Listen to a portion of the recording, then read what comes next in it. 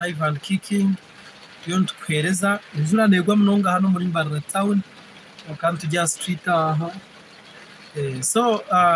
rizano kuzika kwa Benon Magazi kandi ubwo bare Bishop wa North Kigezi kandi ubwo fili ubwo Bishop akazagora kumugwe na kaga cyane cyo kweta Buganda akazagwa umucyane cyo kweta Buganda kandi rukunjiri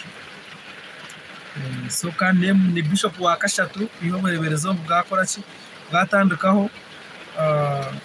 ubwo Bishop ashashira abantu binzi munonga akaba ari Bishop Murungi abagiye muhereza wa Mukama Murungi ukayabasa kufa kandi ya Jendaso akazaho akaba Bishop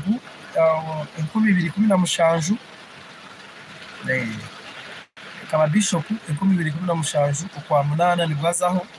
ebikaba byo munana cyo kubanza 2017 nibwazaho kandi akapresinga abantu bita Patrick Tugume Singwire aferiraho muri Mbarara ari Mbarara regional bifaro aha kandi ayisiga covid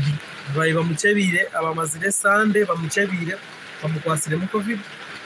kandi yabumiza mu covid yakora ki yamutwara nore yangu nekintu cyushasha munonga kushanga mu covid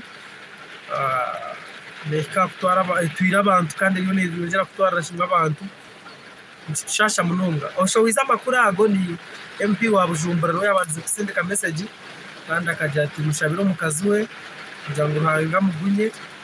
abo kuba fego mushiza n'intwanga nacyo n'ikintu cyangwa so Bishop ubwo nabagambira akazagora kumugwenda kaga wano barabara mutinyaka minji wabarabara mura nikenyaka gatano ninga hawo sonora mutinyaka minji kandi wabe natwara barkunjiri waribo wazi North Kigezi covid kubano wenda covid ubugwara y'abajure b'icenda rugaruko mu bajure asigarito ngakore media ntatu kwereza video rwaho jiwacinge shaheji jabless